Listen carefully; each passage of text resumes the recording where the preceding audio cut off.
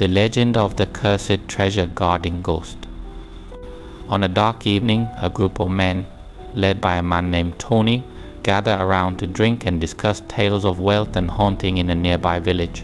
Tony recounts rumors of a hidden shrine deep in the western forest, allegedly filled with gold and jewels but cursed by malevolent spirits. Though skeptical, desperation drives the men to attempt the dangerous expedition. As they venture deeper into the ominous woods, paranoia and fear grip the group, sensing an unseen presence. Shadows seem to move, whispers echo, and an overwhelming chill overtakes them. The men finally discover the decaying shrine, its eerie stillness broken by spectral entities guarding the treasure. Greed gives way to terror as the spirits attack, trapping the men in a horrific struggle between life and death. The villagers, finding no trace of the shrine, dismiss their tales as madness. Yet, whispers of their fate haunt the village, warning others to never seek the shrine's cursed riches. Part 1. The Tale of Hidden Riches. The door of the village tavern burst open with a ferocious gust of wind, rattling the shutters and extinguishing a sputtering candle on the far wall. Tony stepped inside, the icy air clinging to him like a death shroud. He paused, letting his eyes adjust to the dim light, and scanned the room with a haunted gaze. The noise of the tavern dipped, conversations trailing off as villagers noted his pale, drawn face. Tony wasn't a man easily frightened, and that alone unsettled them. He moved through the room with heavy steps, the floorboards creaking beneath his weight. His friends Michael, Peter, and Greg watched him approach, their brows furrowing in concern. Tony dropped onto the bench beside them, his hands trembling slightly as he reached for a mug of ale. He downed half of it in one gulp, the liquid doing little to steady him. "What's gotten into you?" Michael asked, leaning closer. There was no hint of amusement in his voice, only wary curiosity. Tony set the mug down with a shaky thud, wiping his mouth with the back of his hand. His eyes darted to the shadows, as if expecting something to emerge from the darkness at any moment. "I've heard something," he began, his voice low and rough. "Something that'll change everything. If we're brave enough or desperate enough to seize it." Peter leaned forward, unable to hide the spark of intrigue in his eyes. "Go on," he urged. "What is it?" Tony took a deep breath, his gaze far away. "There's a shrine," he said, his words slow and deliberate, "hidden deep in the western woods. Few know of it, and fewer dare speak of it. It's said to hold riches beyond imagination, gold, jewels, treasures that could free us from this wretched life." His words hung in the air like a forbidden promise, drawing the attention of those nearby. Even the tavern keeper paused in his work, ears pricking up. For a moment silence reigned, broken only by the wind howling outside. Then Greg snorted, a harsh, cynical sound. "And what's the catch, Tony? There's always a catch with tales like this." Tony's jaw tightened and he leaned in, his voice dropping to a whisper. "The shrine is guarded," he said, each word heavy with dread. "By spirits. Vengeful spirits. Those who've tried to claim its treasure. They never come back. Or they come back changed, hollow-eyed and broken. If they come back at all, a chill settled over the table, and the men shifted uncomfortably. Superstitions were no laughing matter in the village. Stories of restless spirits and cursed places were whispered behind closed doors, warnings passed down through generations. Michael felt a shiver crawl up his spine. "Spirits," he repeated, his voice low. "You're sure?" Tony nodded, his face pale. "I didn't believe it either, not at first. But I spoke to a man, a traveler, who stumbled on the shrine by chance. He made it out, but not without a price. His hair had turned white overnight, and his eyes, they were haunted. He died clutching a single coin, unable to let it go. They found him days later, frozen and dead, a look of terror on his face." Greg scoffed, though there was a tremor in his voice. "Sounds like the ravings of a madman," maybe, Tony conceded, his voice hollow. "But he's not the only one. Others have spoken of it, the few who dared get close. They all tell the same story, riches beyond measure, and death that follows. The men fell silent, each grappling with the weight of Tony's tale. The thought of gold, of a way out of their miserable lives, was intoxicating, but the spectre of vengeful spirits cast a long shadow. Peter's hands trembled as he reached for his mark. "If it's true," he said quietly, "then it's worth the risk." "Is it?" Greg shot back, his eyes narrowing. "What good is gold if we're dead? Or worse, cursed like that traveler you spoke of?" Tony's gaze was fierce. "You'd rather rot here? Spend the rest of your days scraping for scraps, living in filth and fear? We have nothing, Greg, nothing. This is our one chance to change that." Michael clenched his fists, a mix of fear and longing churning in his gut. He had lived a hard life too hard to ignore the possibility of escape. "What do we know about these spirits?" he asked. "Are there ways to protect ourselves?" "There are stories," Tony said, his voice barely audible. "Rituals, offerings, ways to appease them. If we're careful, if we're smart, we might stand a chance," Mike Gregg muttered bitterly. "That's not much to go on." "It's all we have," Tony replied, desperation creeping into his voice. "And it's more than we've ever had." Before the men exchanged glances, the flickering light casting shadows on their faces. Each of them weighed the risk, the slim hope of riches against the threat of a horrible death. Peter's jaw tightened, his resolve hardening. "I'll do it," he said. "I'd rather die trying than live like this." Michael nodded, though his heart pounded in his chest. "I'm in." "But Tony, if you're wrong about this, if you're leading us to our deaths," "I know," Tony said, his voice cracking. "I know." The wind outside seemed to howl in response, a mournful wail that sent shivers down their spines. The tavern slowly came back to life, but it was different now. Laughter was strained, conversations whispered. Everyone felt the weight of what was to come. As the night wore on, Tony stared into the flickering flames of the hearth, lost in thought. The promise of gold gleamed in his mind, but so did the faces of the spirits he feared awaited them. He pushed the thought away, clinging to the hope that they could outwit whatever guarded the shrine. But deep down he knew the truth. Some stories were born of blood and tragedy, and the spirits of the shrine would not surrender their treasures easily. Morning would come too soon. The men would walk a path lined with peril, driven by greed, desperation, and the faint hope of a better life, and whatever awaited them in the shadows of the western woods would not be merciful. Part 2. Desperate Decisions. The wind howled through the narrow alleys of the village, carrying with it a bitter chill that seeped into bones and settled in hearts. It was dawn, and the world was bathed in a dull grey light that did little to warm the shivering forms huddled around their meager fires. Tony's companions gathered in the clearing just beyond the tavern, their breaths misting in the cold air. None of them had slept well, haunted by visions of gold and death, of spirits with hollow eyes and grasping hands. Michael stamped his feet, trying to force blood into his numb pose. He glanced at Tony, who stood apart from the group, eyes fixed on the tree line that marked the beginning of the western woods. Tony's jaw was set, his face a mask of determination that barely concealed the fear lurking beneath. "Are you sure about this?" Michael asked, his voice low but edged with desperation. One last chance to turn back. Tony didn't look at him. "We've already made our choice," he replied, his voice flat. "Well, there's no turning back now." Peter, the youngest and most impulsive, stepped forward, his hands trembling. "If we don't try, we'll starve," he said, his words hanging heavy in the air. "I'd rather face the spirits than watch my family waste away." The others nodded, though their faces were pale. Desperation gnawed at their bellies, a relentless hunger that no amount of meager rations could satisfy. They were tired of scraping for scraps, of watching their loved ones wither. The promise of gold was a cruel hope, but it was hope nonetheless. Greg let out a harsh laugh, more of a bark than anything else. "We're fools, all of us," he said, shaking his head.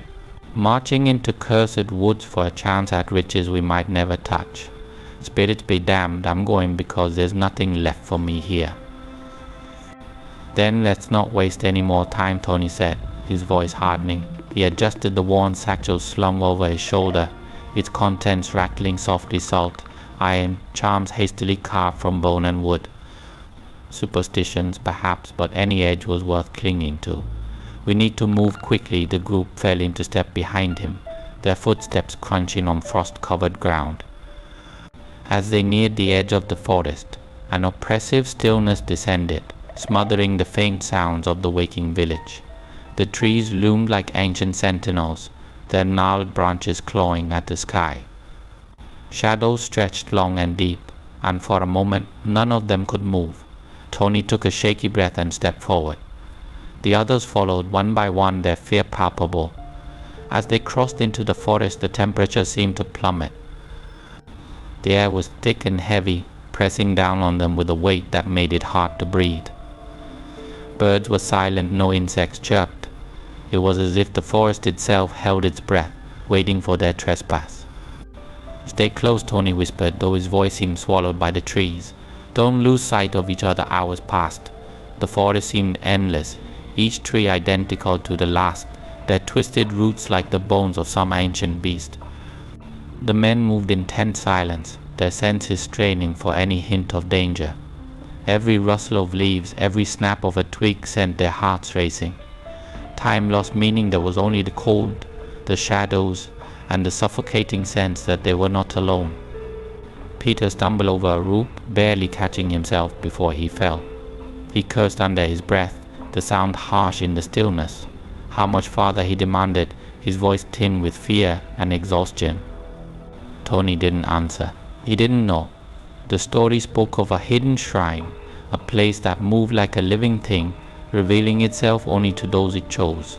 He pressed on, though doubt gnawed at him. What if they were walking into a trap? What if the spirits were watching, waiting for the perfect moment to strike? "Wait," Michael hissed, stopping abruptly. The others froze. He pointed ahead, his hand trembling. "Do you see that?" At first they saw nothing. Then, as their eyes adjusted, they made out the faint outline of stone pillars, half buried and covered in moss. The air around them seemed to thrum with energy, a low hum that set their teeth on edge. Tony's heart pounded in his chest. "We're close," he whispered, more to himself than the others. The group approached cautiously, every step feeling like a violation. The shrine revealed itself slowly, a series of ancient stones arranged in a rough circle, their surfaces etched with runes that seemed to writhe and twist when viewed from the corner of the eye. At the center stood an altar, cold and unyielding, its surface darkened by age, or something more sinister. "Is this it?" Greg asked, his voice cracking. "This is what we came for." Tony nodded, though he felt no triumph. The air was heavy with a sense of wrongness, as if the forest itself recoiled from their presence. "Spread out," he instructed, his voice tight. "Look for anything valuable, but be careful. Don't touch anything unless you're sure." The men moved reluctantly, their eyes darting to the shadows that seemed to grow darker with every breath. Peter approached a crumbling chest, its lid half open, revealing a glimmer of gold within. His fingers itched to reach out, but he hesitated, Tony's warnings echoing in his mind. "I don't like this," Michael muttered, glancing over his shoulder. "It feels wrong." "It is wrong," Tony replied, his voice strained. "But we have no choice." Peter's hand inched closer. "It's just gold," he whispered, as if convincing himself. "They can't hurt us." The moment his fingers brushed the coins, the air erupted with a deafening roar. Shadows surged, coalescing into forms that defied understanding, vague, flickering shapes with eyes like burning embers. The spirits, their wails pierced the air, a chorus of rage and sorrow that made the men's blood run cold. "Run," Tony shouted, his voice barely audible over the cacophony. But there was nowhere to run. The spirits moved with unnatural speed, their forms blurring as they closed in. Cold hands grasped at the men, sending ice shooting through their veins. Peter screamed, the sound cut short as one of the spirits enveloped him, its form wrapping around him like a shroud. Tony fought to keep his footing, his breath coming in ragged gasps. He clutched a charm in one hand, the other gripping a knife coated in salt. He slashed at the nearest spirit. the blade passing through its form with little effect. To the altar he yelled, We have to try the rituals." The men stumbled toward the altar, their movements frantic. Michael reached it first, his hands shaking as he scattered salt and muttered words he barely remembered. For a moment the spirits hesitated, their forms flickering. But it wasn't enough. The rage in their eyes burned hotter, their movements more frenzied. Greg fell to his knees, gasping for air. "We can't fight this," he choked out, tears streaming down his face. "We're going to die here," no, Tony said, his voice raw with desperation. "We have to keep trying," but deep down he knew it was hopeless. The spirits were too strong, their fury too great. They had come seeking gold, but they had found only death. As the shadows closed in, Tony thought of the village, of the life they had tried so desperately to escape. He thought of his companions, their faces pale with fear and regret, and he realized too late that some treasures were never meant to be claimed. Part 3. The Foreboding Forest. The first rays of dawn struggled to pierce the dense canopy overhead as Tony and his companions entered the edge of the western woods. What little light managed to break through cast long, twisted shadows that seemed to reach out and clutch at their feet. The forest was ancient, its trees thick and gnarled, their bark scarred by time and secrets best left forgotten. A shiver passed through the group as they crossed the threshold, the world behind them fading into a memory. There was no turning back now. Tony led the way, his jaw clenched and eyes scanning every inch of the path ahead. Behind him, Michael, Peter, and Greg moved in tense silence.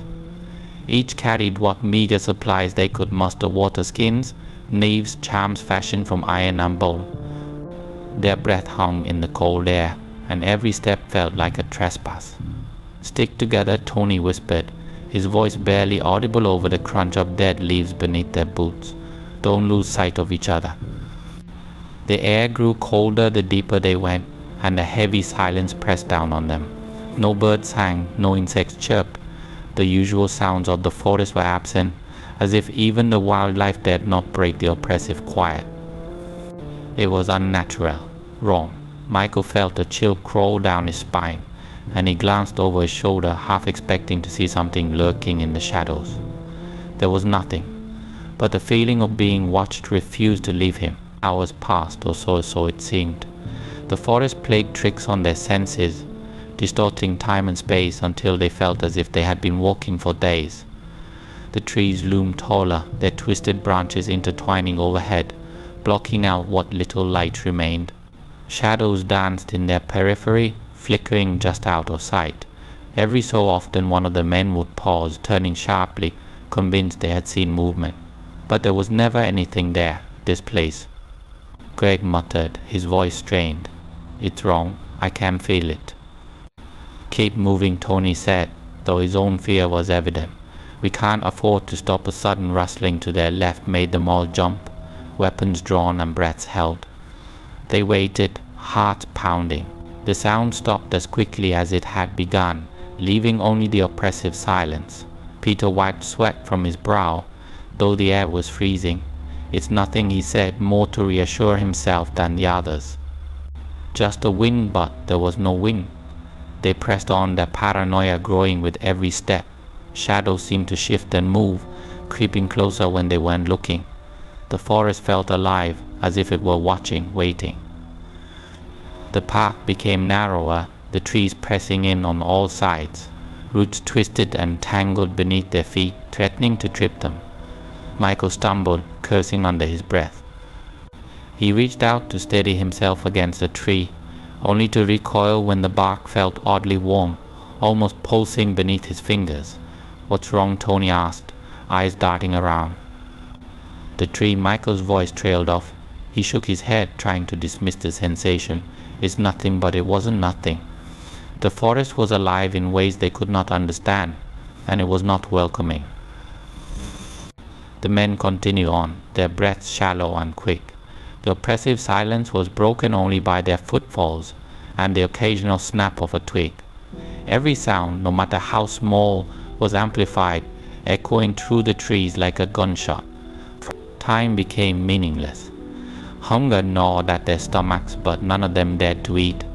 The forest's energy was suffocating, pressing down on their chests and making it difficult to breathe. Tony tried to keep his focus to push forward despite the growing sense of dread. But even he felt it, the weight of unseen eyes, the faint whispers that seemed to drift on the wind just out of earshot. "Did you hear that?" Peter stopped abruptly, eyes wide and searching. "Hear what?" Greg snapped, his nerves frayed. "There's nothing here, it's just..." Tony held up a hand, his body tense. He strained to listen. For a moment there was nothing. Then faintly a whisper, a low, melodic murmur that sent chills down his spine. It was impossible to make out the words, but the tone was unmistakable. It was calling to them. "Move," Tony urged, his voice tight with fear. Now they quickened their pace, their movements clumsy and desperate. The whispers grew louder, echoing from every direction. Shadows flickered and shifted, no longer content to remain at the edges of their vision. Shapes began to form, vague, indistinct figures that moved with unnatural grace. The men's fear turned to panic. They broke into a run, branches clawing at their faces and roots grabbing at their feet. "Don't look back," Tony shouted, his own terror barely contained. "Just keep moving," but Greg couldn't help himself. He glanced over his shoulder and immediately wished he hadn't. The shadows had taken shape, their forms flickering and insubstantial, but unmistakably human. Their eyes burned with an unnatural light, and their mouths moved in silent whispers. Greg stumbled, his foot catching on a root. He fell hard, the breath knocked from his lungs. "Help," he gasped, reaching out as the shadows closed in. Michael was the first to reach him, yanking him to his feet. "Come on," he shouted, his voice raw. Together they stumbled forward, the shadows mere inches behind them. The whispers grew deafening, a cacophony of rage and sorrow that threatened to consume them. The trees began to thin, revealing a faint light ahead. Hope flared in Tony's chest. There he cried, pushing himself to run faster. The others followed, their fear driving them forward. The light grew brighter, and for a moment it seemed they might escape. But the forest was not done with them. The ground beneath their feet gave way, and they tumbled into darkness. The world spun, and they landed hard in a shallow pit, their bodies bruised and bleeding. The light above flickered and dimmed, replaced by the oppressive darkness of the forest floor. The shadows gathered at the edges, their forms shifting and writhing. Tony forced himself to his feet, his body screaming in protest.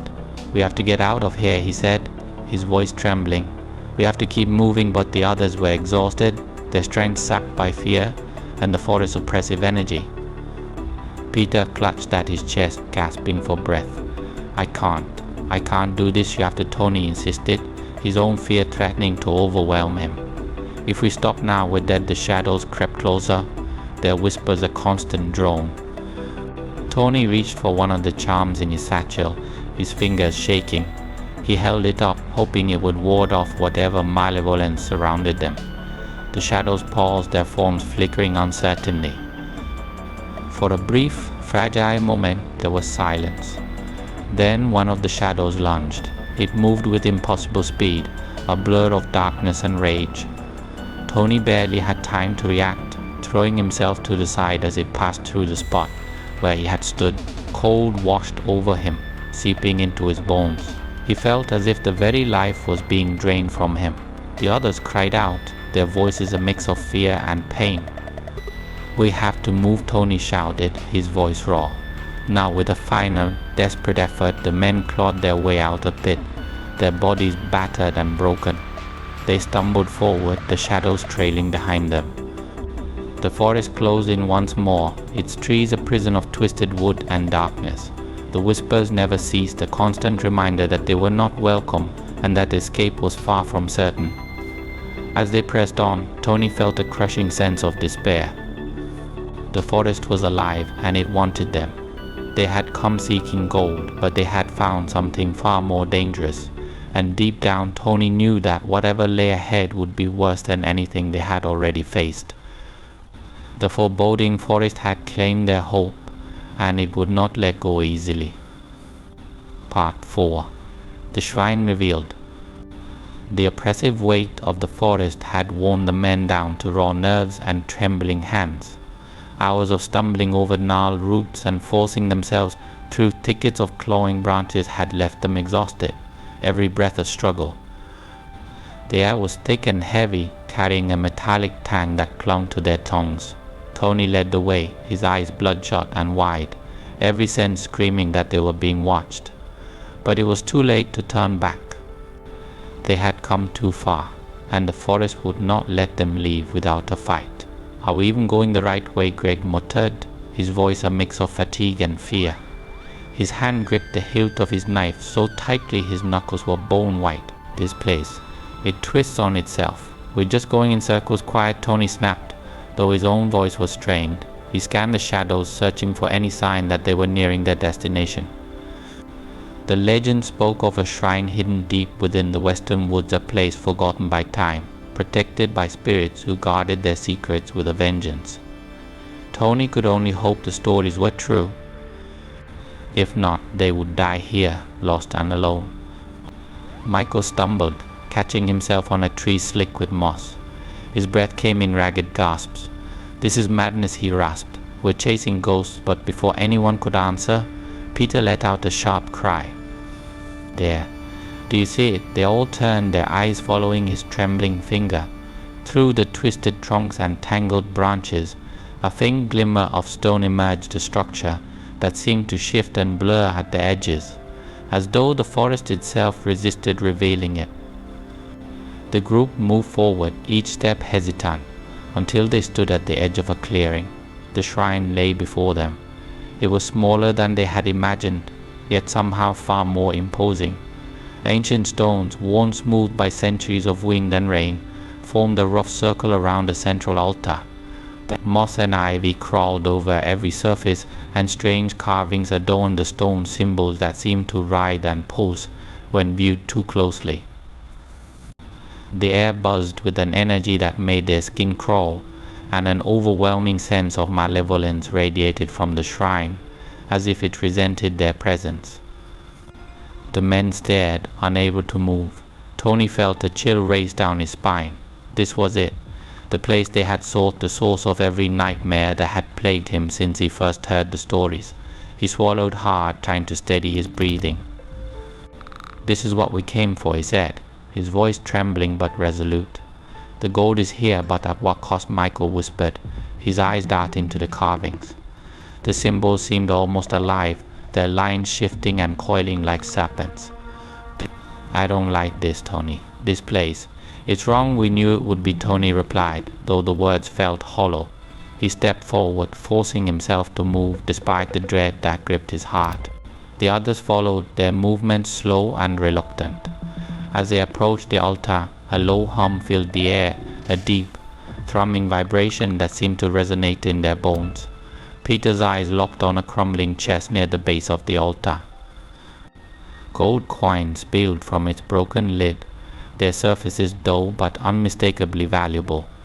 His breath caught in his throat. "There," he whispered, his voice filled with equal parts awe and terror. "It's real." Tony nodded, though he felt no joy. The promise of riches was tainted by the oppressive energy that surrounded them.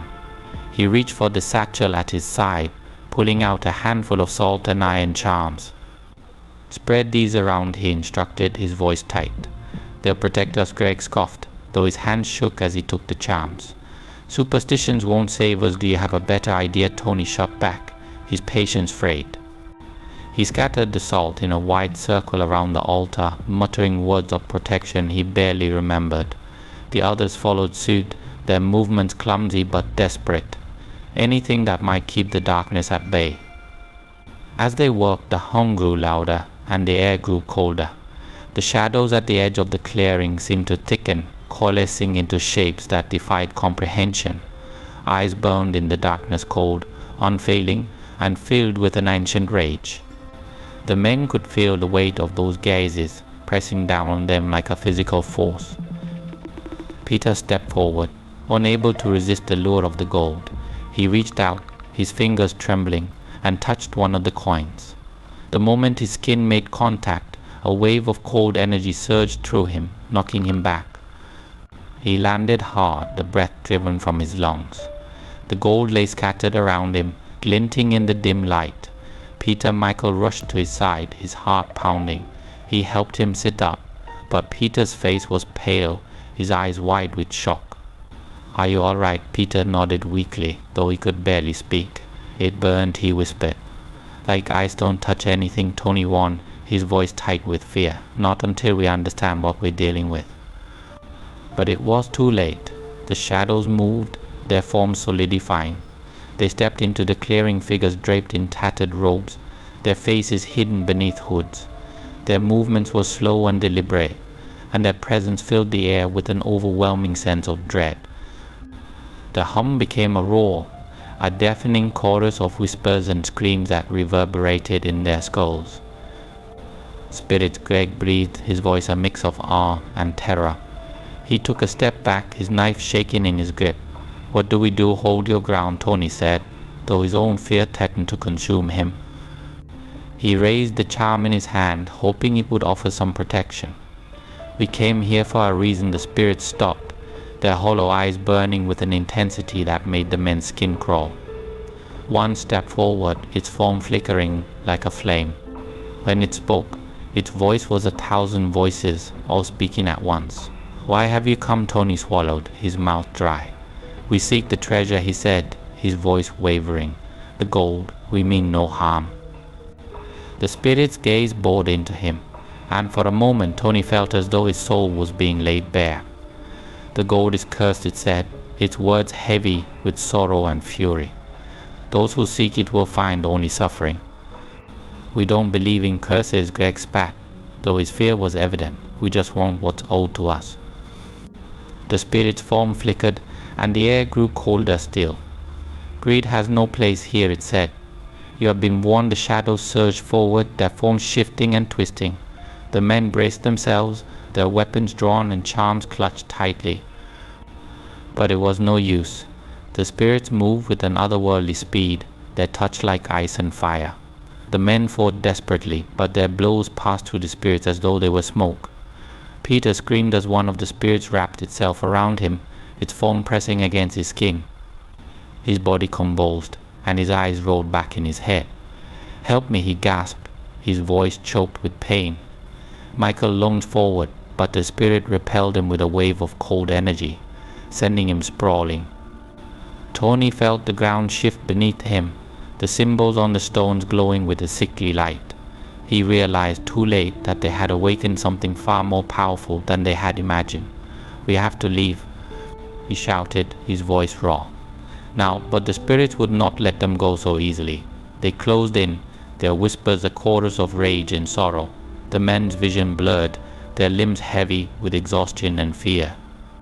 The promise of gold had become a nightmare, and the shrine would not release them without a price. As darkness closed in, Tony fought to keep his focus. He clutched his charm, praying it would be enough. But deep down, he knew the truth. The shrine's malevolence was far greater than they had ever imagined, and it had only just begun. Part. Echoes of warning. The wind had picked up, tearing through the ancient shrine with a force that made the stones groan and the trees shudder. It howled through the cracks and crevices, carrying with it a chorus of ghostly whispers. The sound was unnerving, a low, mournful wail that seemed to come from everywhere and nowhere all at once. The men stood in tense silence, their breaths visible in the icy air. Tony clenched his fists, feeling the weight of every warning he'd ever heard about this place pressing down on him. He tried to shake it off, but the whispers gnawed at his resolve. "What are they saying?" Peter whispered, his eyes darting from shadow to shadow. He clutched a crude iron charm to his chest, as if it might protect him. "Can anyone understand them?" Michael shook his head, his jaw clenched tight. "It doesn't matter," he said, though his voice lacked conviction. "It's just noise, meant to scare us." "It's working," Greg muttered, his face pale. He took a step back, as if the shadows themselves might reach out and drag him away. "This place, it doesn't want us here." The air grew colder still, and the whispers swelled, overlapping and crashing together in a chaotic symphony. They spoke of betrayal, of greed, of blood spilled in the name of treasure. Tony tried to focus to block out the noise, but the words seemed to pierce his mind, each one dripping with malice. He felt as if the spirits themselves were clawing at his thoughts, filling him with a dread he couldn't shake. "Don't listen to it," he said through gritted teeth. "It's trying to break us, but what if it's a warning?" Peter's voice cracked, his fear palpable. He turned to Tony, eyes wide and pleading. "What if it's telling us to leave, and what then?" Tony snapped, anger and fear mingling in his chest. "We go back empty-handed? We die poor, forgotten? No, we're too close to turn back now." "Are we?" Greg spat, his hand trembling as he pointed at the swirling shadows. "Look around, Tony. This place is death. You know it. I know it." A gust of wind slammed into them, nearly knocking them off their feet.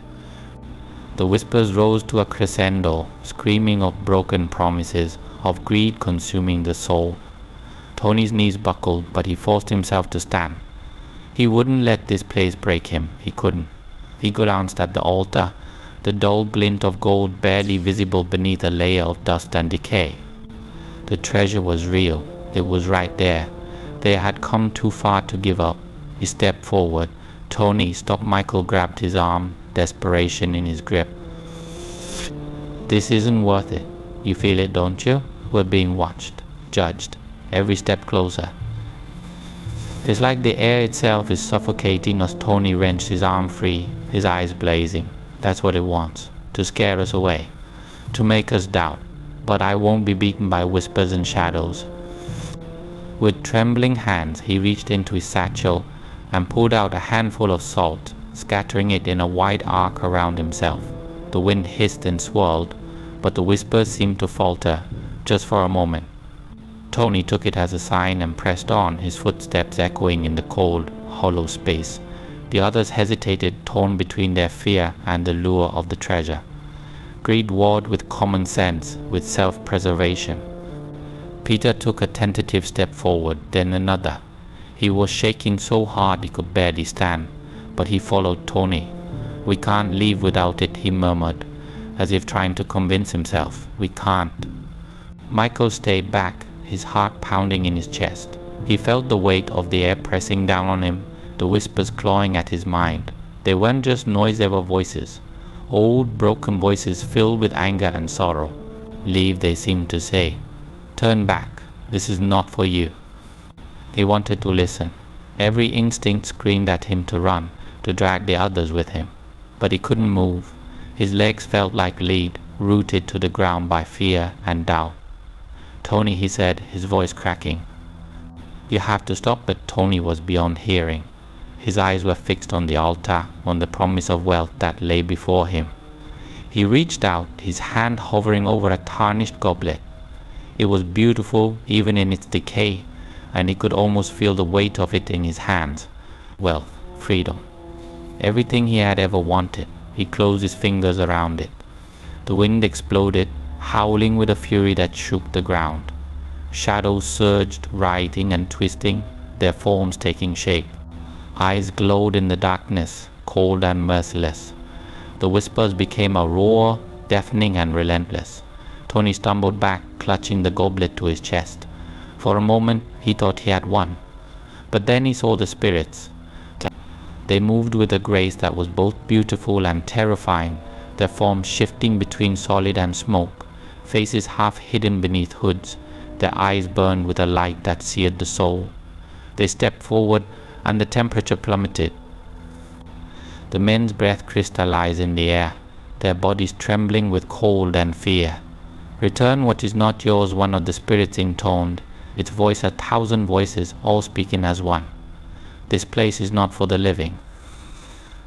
Tony's grip tightened on the goblet. "No," he said, though his voice was little more than a whisper. "We came for this. We earned it." The spirit's gaze bored into him, and for a moment Tony felt as if his soul was being flayed. Pain shot through him, cold and burning all at once. "Greed has no place here," the spirit said. "You were warned." The shadows surged forward. Tony stumbled, the goblet slipping from his grasp and clattering to the ground. He fell to his knees, gasping for breath. The air was thick, suffocating, and the weight of the spirit's presence pressed down on him like a crushing tide. Peter screamed, the sound raw and primal. One of the spirits had closed in on him, its form wrapping around him like a shroud. He clawed at it, but his hands passed through smoke. The spirit's touch was cold, so cold that it burned. Peter's screams turned to gasps, his breath freezing in his lungs. "Help him," Michael shouted, lunging forward. He swung his knife, the blade coated in salt, but it passed through the spirit without resistance. Desperation clawed at him. "We have to leave," No, Tony rasped, his vision swimming. He struggled to his feet, his body screaming in protest. "We can't leave." "Not without look at us," Greg shouted, his voice breaking. Tears streamed down his face, freezing on his skin. "We're dying, Tony. This place is killing us," the wind howled, and the whispers became a cacophony. The spirits closed in, their forms shifting and flickering. The men were surrounded, trapped by their own greed and the malevolence of the shrine. Tony's mind raced, searching for a way out. There had to be a way. They had come too far to die here. "Please," he whispered, his voice cracking. "We didn't mean." The spirit's eyes burned brighter, and the temperature dropped further. Frost formed on the stones, creeping toward the men. The whispers grew louder, echoing with ancient pain and fury. Tony realized, too late, that they had crossed a line that could not be uncrossed. The shrine's warnings had been clear, but greed had blinded them.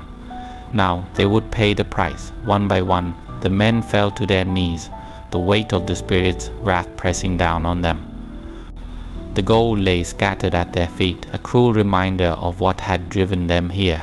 The whispers swirled around them, a relentless tide of judgment and despair. And as the darkness closed in, Tony understood the true cost of their desire. The shrine had warned them, but they hadn't listened. Part 6. The Spectral Onslaught. The air within the shrine grew heavier, charged with a malevolence that seemed to pulse and thrum like a living heartbeat. Tony and the others stood frozen, their eyes wide and breaths shallow. Time itself felt suspended, as if the forest had drawn in a deep breath, waiting for something inevitable to unfold. The dim light flickered, casting jagged shadows that danced and writhed along the stone walls. Then, without warning, the shadows peeled away from the stones. They moved like liquid darkness, coalescing and twisting until they formed distinct shapes, figures cloaked in ragged robes, their faces hidden beneath deep hoods. Their presence was overwhelming, suffocating. A chill swept through the air, seeping into the men's bones and turning their blood to ice. For a moment no one moved.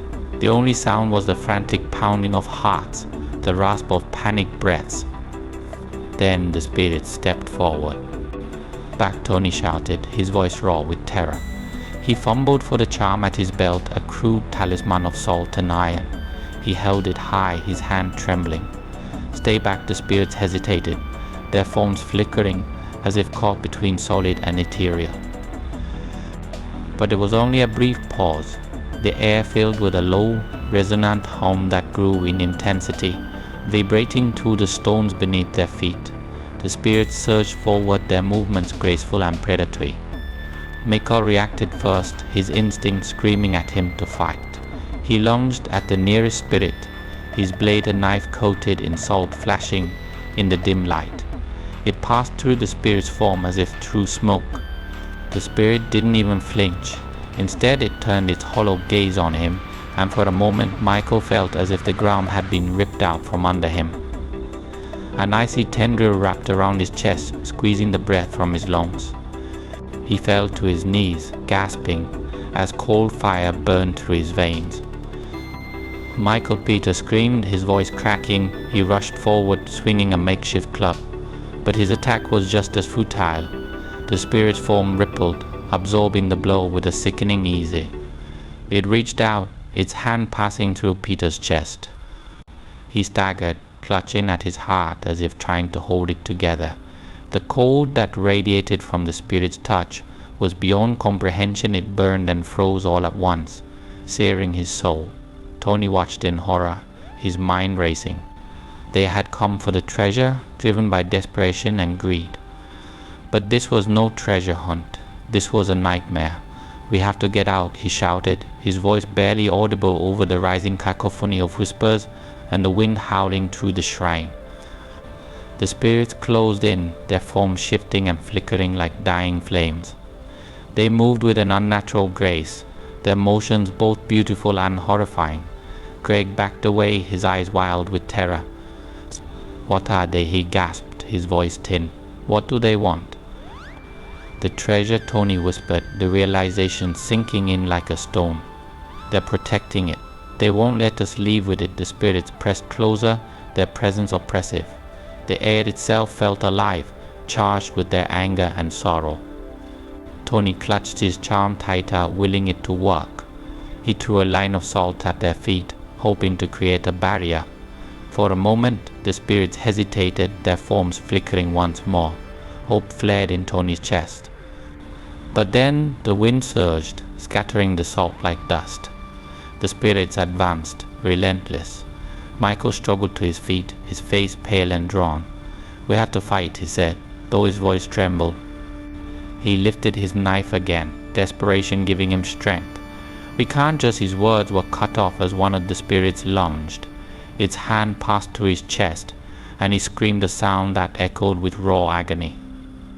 His limbs went rigid, and his eyes rolled back. For a moment it seemed as if he would shatter into 1,000 pieces. Then the spirit withdrew, and Michael crumpled to the ground, motionless. Michael Peter fell to his knees, tears streaming down his face. No, Tony felt something break inside him. He had led them here into this cursed place, this death trap. He had believed in the promise of gold, blinded by desperation. And now, it was all unraveling before his eyes. "We can't fight them," he said, his voice hollow. "We have to find another way." Greg's eyes blazed with fear and fury. "Another way? There is no other way, Tony. Look at what you've done." The spirits moved closer, their whispers blending into a single, deafening wail. They spoke of betrayal, of greed, of blood spilled and lives lost. Their anger was a tangible force, pressing down on the men and suffocating them. Tony's mind raced. There had to be a way out. There had to be. He turned his gaze to the altar, where the treasure lay: gold coins, goblets, jewels. The object seemed to mock him, glinting dully in the dim light. This was the source of the curse, the object of the spirit's protection. "The treasure," he whispered, realization dawning. "We have to return it." "What?" Greg spat, his face twisted in disbelief. "Are you mad? We came here for this." "Look around it," Tony shouted, desperation and terror mingling in his voice. "We can't take it. It's killing us." But Greg wasn't listening. He lunged for the nearest pile of coins, his hands clutching at the cold metal. The moment his skin touched the gold, the spirits converged on him, their forms blurred, merging into a mass of shadow and cold fire. Greg's screams echoed through the shrine, a sound that would haunt Tony for the rest of his days. When the spirits withdrew, all that remained was a crumpled, lifeless shell. Peter scrambled back, his face pale and streaked with tears. "We're going to die here," he whispered, his voice raw with fear. "We're all going to die, not if we can appease them," Tony said, though his words felt like a lie. He reached for the goblet he had dropped earlier, his hands shaking. He placed it back on the altar, hoping, praying that it would make a difference. The spirits paused, their forms flickering. For a moment there was silence. Then the whispers returned, louder than before. The spirits surged forward, their anger unabated. Tony's heart sank. Returning the treasure wasn't enough. They had crossed a line that couldn't be uncrossed. The shrine's guardians would not be appeased so easily. The wind howled, and the cold deepened. Tony's vision blurred, his body numb. The spirits closed in, their eyes burning with a light that seared his soul. He realized too late that their greed had unleashed something far more powerful than they could ever have imagined. The shrine's protectors would not rest until every last intruder was gone. As the darkness closed in, Tony thought of the village, of the life he had tried so desperately to escape. He thought of his friends, their faces pale with fear and regret, and he understood with a clarity born of despair that some treasures were never meant to be claimed. The spirits descended, and the world went cold. Part 7. The Last Stand. The air in the shrine crackled with an otherworldly energy, a force so oppressive that it seemed to crush the breath from their lungs. The wind howled, a relentless cacophony that carried with it the whispers of the dead. Tony and his companions stood at the heart of the storm, battered and broken, their faces pale with terror and exhaustion. The shadows had closed in, and the spirits loomed, their eyes burning with a cold, pitiless light. Tony's hand shook as he gripped his iron charm, its edges biting into his palm. It was a feeble protection, a flimsy barrier against the malevolent forces that surrounded them. His breath came in ragged gasps, and sweat mingled with the blood on his face. He cast a desperate glance at his friends, what remained of them. Michael, Peter, and Greg stood beside him, their expressions grim. There was no hope in their eyes, only the steady determination of men who knew they were about to die. "Stay together," Tony whispered, though the words felt hollow. He wasn't sure if he was trying to comfort them or himself. "We have to stay together." The spirits moved closer, their forms shifting and flickering like flames caught in the wind. Their movements were graceful, almost hypnotic, but there was nothing beautiful about them. They were death incarnate, guardians of a cursed treasure that had lured countless souls to their doom.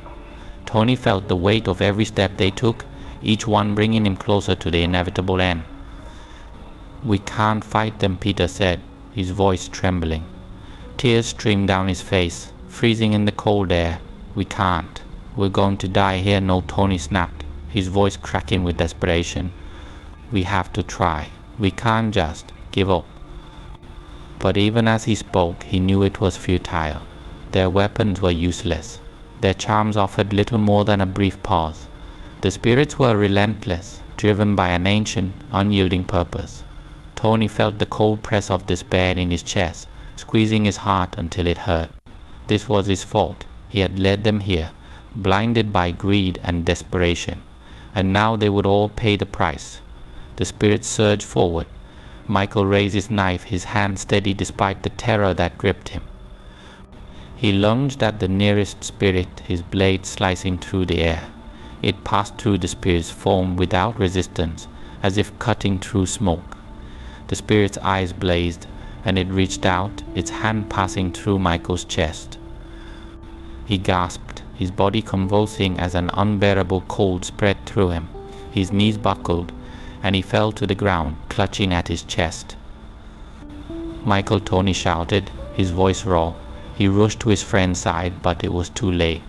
Michael's eyes were wide, unseeing, his breath a thin mist that quickly faded. Tony knelt beside him, his hands trembling. He wanted to scream, to rage against the spirits that had taken his friend. But there was no time. Peter cried out, a sound that was equal parts rage and terror.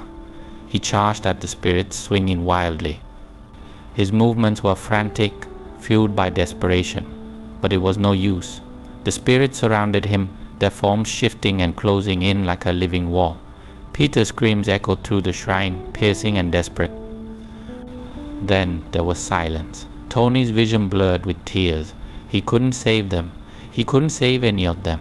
He stumbled to his feet, his body numb with grief and exhaustion. The spirits turned their gaze on him, their eyes burning like cold stars. He knew his time was coming. Greg stood a few feet away, his back to Tony. He was breathing hard, his shoulders rising and falling with each labored breath. "This is it, isn't it?" he said, his voice hollow. "This is how it ends." Tony didn't know what to say. There were no words that could make any of this right. He had led them to their deaths, chasing a dream that had turned into a nightmare. "I'm sorry," he whispered, though he doubted Greg could hear him over the howling wind. Greg turned, his eyes meeting Tony's. For a moment there was a flicker of something understanding, perhaps, or forgiveness. Then the spirits descended. Greg fought with everything he had, his movements wild and desperate. He shouted curses, his voice breaking. But it was no use. The spirits enveloped him, their forms writhing and shifting. When they withdrew, he fell, his body lifeless. Tony was alone. So the wind howled louder, as if mocking him. The whispers rose, a chorus of ancient voices that spoke of greed, betrayal, and the price of desire. The spirits moved closer, their forms flickering. Tony felt the weight of their gaze, the cold press of their presence. He clutched the iron charm in his hand, though he knew it would do nothing. "Is this what you want?" he shouted, his voice raw with grief and rage. "Is this what you protect? A pile of cursed gold? Is that worth all this death?" The spirits paused, their forms flickering. For a moment Tony thought he saw something: pain, sorrow, regret.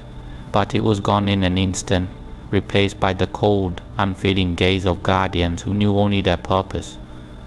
Tony's heart pounded in his chest.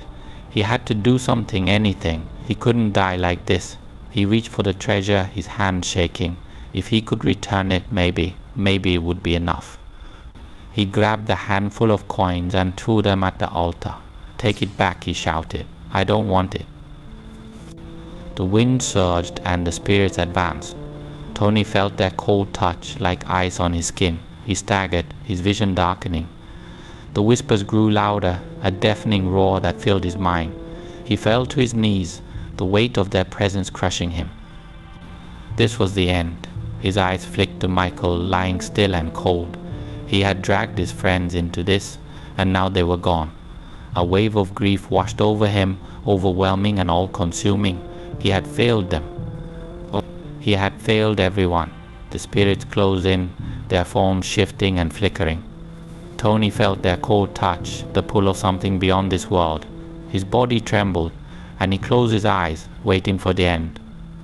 The last thing he saw was Michael's face, pale and still. The whispers rose, a final crescendo that echoed through the shrine. And then there was nothing but darkness. Part 8. The village searches. The sun crested the horizon with a pale, sickly light, its feeble rays struggling to penetrate the dense canopy of the western woods. A chill hung in the air, far colder than it should have been for the season. The villagers gathered at the edge of the forest, their faces drawn and pale. The screams had come in the dead of night, terrible, soul-wrenching cries that echoed through the trees and sent shivers down the spines of all who heard them. Now an uneasy silence pressed down on them, as if the forest itself had swallowed the sound and left only dread in its wake. Old Marek, the village elder, stepped forward. His hands trembled as he leaned on his gnarled walking stick, but his eyes were sharp, scanning the trees for any sign of movement. "We can't ignore this," he said, his voice thin but resolute. "Tony and the others, something happened to them. We have to find out what." The crowd murmured in agreement, though fear etched deep lines into their faces. None of them wanted to enter the forest. It was a place of shadows and whispers, a place where stories of spirits and curses had long taken root. But they couldn't turn away, not when their own had vanished. "We go together," Marek continued, his gaze sweeping over the villagers. "No one goes alone. Stay close and keep your eyes open one by one." They stepped into the woods. The air grew colder with each step, the light dimming as the trees closed in around them. Branches creaked and leaves rustled, but it was the oppressive silence that weighed on them most. It felt as though the forest itself was holding its breath, watching. Anna, a young woman with kind eyes and a brave heart, walked near the front of the group. Her brother Peter had been among those who ventured into the woods. She clutched a wooden pendant, a charm he had given her when they were children, and whispered a silent prayer. "Please," she murmured, her voice barely audible, "let him be alive." They moved deeper, their footsteps muffled by the thick layer of fallen leaves. The forest was different today, darker, more oppressive. Even the birds were silent. Anna's stomach churned with a sense of impending doom. Every shadow seemed to shift, every rustling leaf a whispered warning. Marek stopped suddenly, raising a hand. The group halted, their breaths catching in their throats.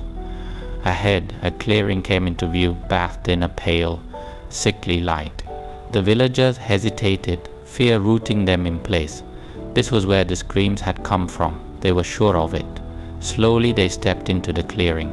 The ground was churned and scarred, as if something terrible had taken place. But there was no shrine, no altar. Only trees, gnarled and ancient, their twisted branches reaching toward the sky like skeletal hands. The air was thick with the scent of earth and decay, and an unnatural chill seeped into their bones. Anna's heart pounded in her chest. "Where are they?" she whispered, her voice trembling. "They were here.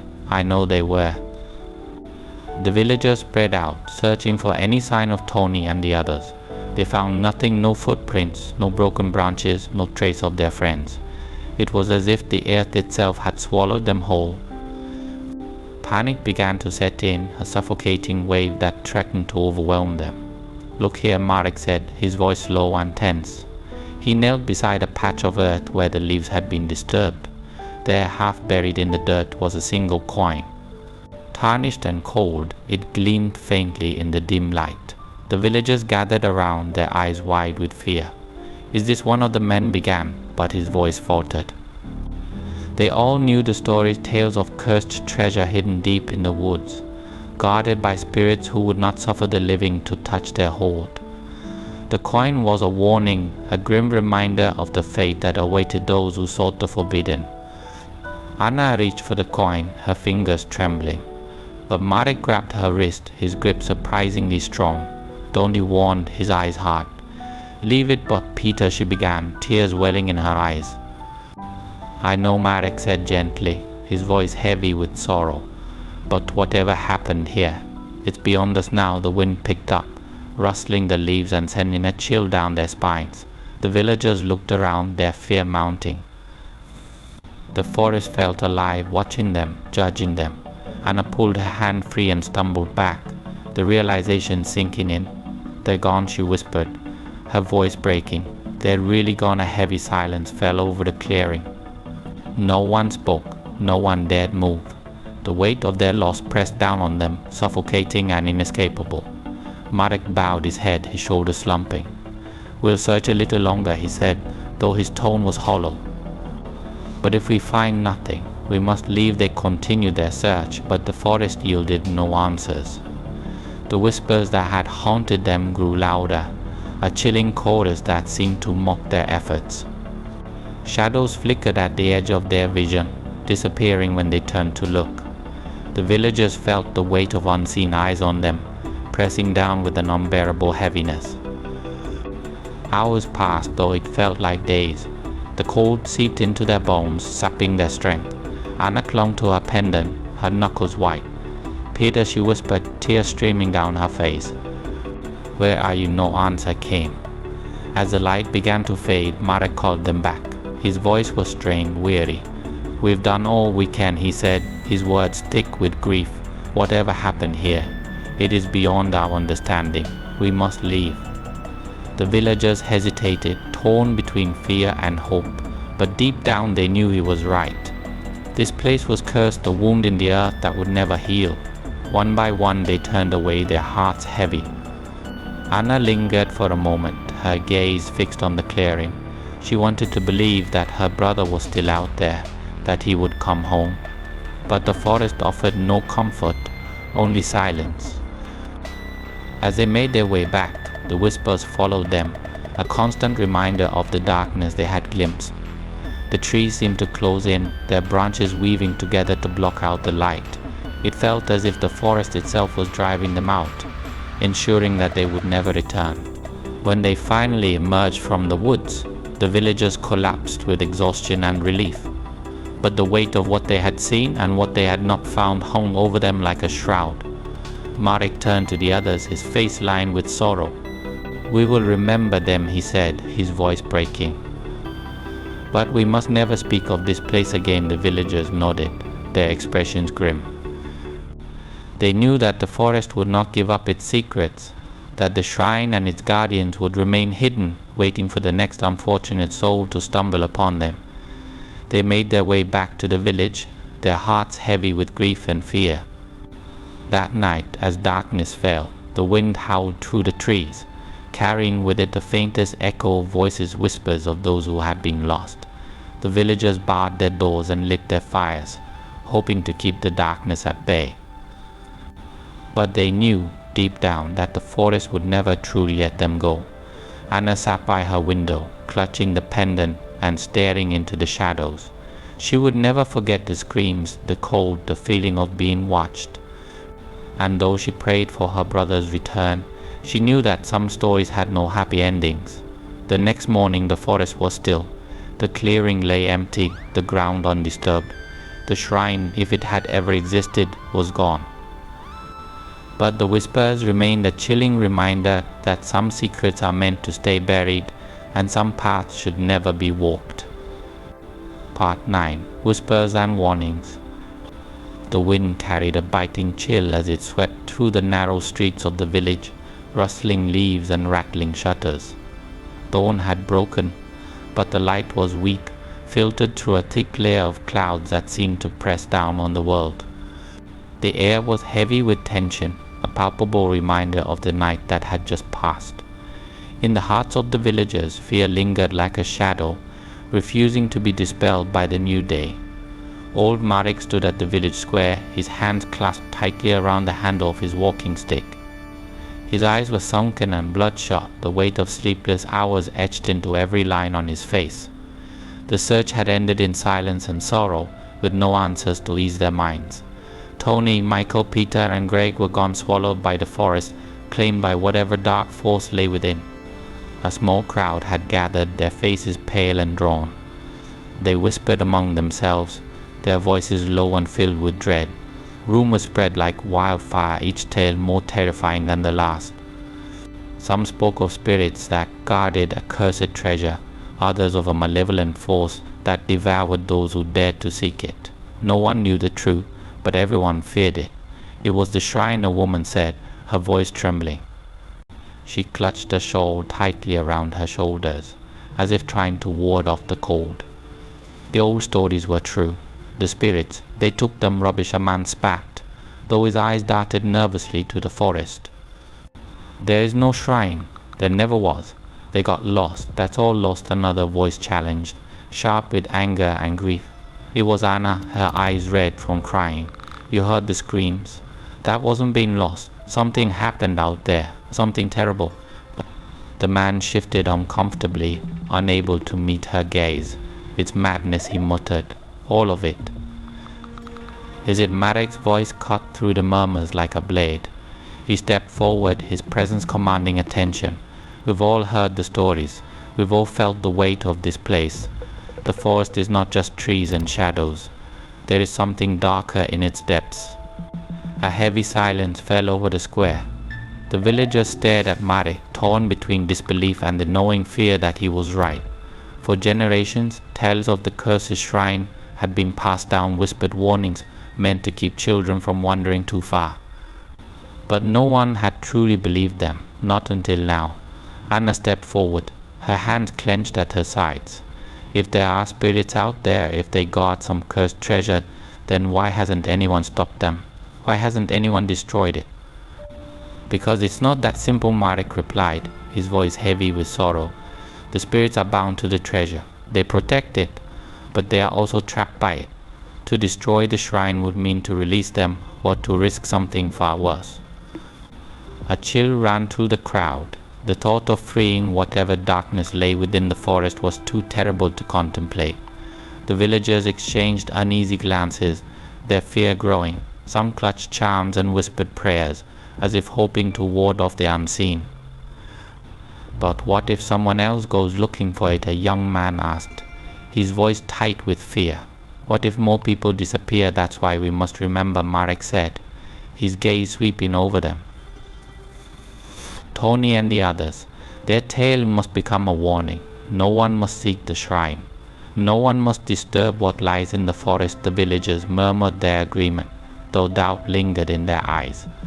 Fear had a way of twisting truth, of making even the most rational minds question what they knew. Some would heed the warning, but others, driven by desperation, greed, or simple curiosity, would not. So, as the crowd began to disperse, Anna lingered.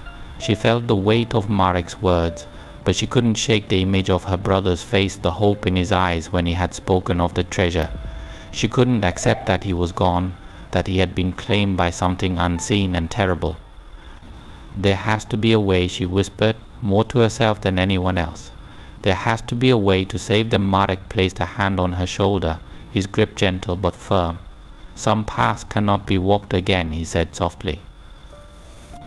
You must let him go. I can't, Anna replied, her voice breaking. He's my brother. Marek's eyes were filled with a deep, abiding sadness.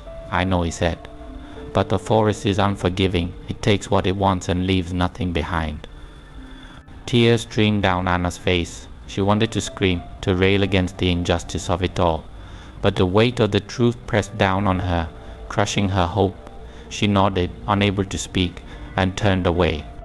The days passed, but the fear did not fade. The villagers avoided the forest, casting wary glances at its edge. Children were warned to stay away, and fires were kept burning through the night. But the whispers never truly stopped. They drifted through the village on the wind, carrying tales of the shrine and its guardians. Some dismissed the stories as madness, the ramblings of frightened minds, but others believed deeply and completely. They spoke of shadows that moved in the corner of their vision, of cold hands that brushed against their skin. They left offerings at the edge of the forest, bread, coins, small tokens, hoping to appease whatever dwelled within. That one night, as the wind howled and the moon hung low in the sky, a traveler arrived in the village. He was young, with bright eyes and a confident smile. He listened to the stories with a mix of curiosity and amusement, scoffing at the villagers' fear. A treasure guarded by spirits, he said, his voice filled with mockery. Sounds like a tale to keep children in bed. You don't understand, Anna said, her voice sharp with anger. She had heard him from across the tavern, his laughter grating on her frayed nerves. It's real. People have died, the traveler shrugged, unconcerned. People die all the time, he said. It doesn't mean there's a curse. Anna's hands trembled with rage. You don't know what you're talking about. Maybe not, the traveler replied, leaning back in his chair. But I'm not afraid of a few old stories. He left the next morning, his footsteps carrying him toward the forest. The villagers watched him go, their faces pale. No one tried to stop him. They knew it was pointless. Some people would always chase what should be left alone. Days passed, and the traveler did not return. The whispers grew louder, more insistent. The villagers knew what had happened, though they spoke of it only in hushed tones. The spirits had claimed another victim. In the years that followed, Tony's tale became legend. It was told around fires and passed from parent to child, a warning wrapped in fear. Most heeded it, but some did not. The lure of the treasure was too great, the promise of wealth too tempting. And so from time to time, the forest claimed more lives. Anna never stopped grieving. She kept her brother's pendant close, a reminder of what she had lost. She grew old, her hair turning silver, but the pain never truly faded. On her final night, as she lay in her bed, she heard the whispers soft and mournful. She closed her eyes and let the darkness take her, hoping that, in whatever lay beyond, she might see her brother again. The forest remained silent and watchful. The shrine, if it still existed, was hidden deep within its depths, guarded by shadows and whispers, and the spirits waited patient, unyielding for the next soul brave or foolish enough to seek what should never be found.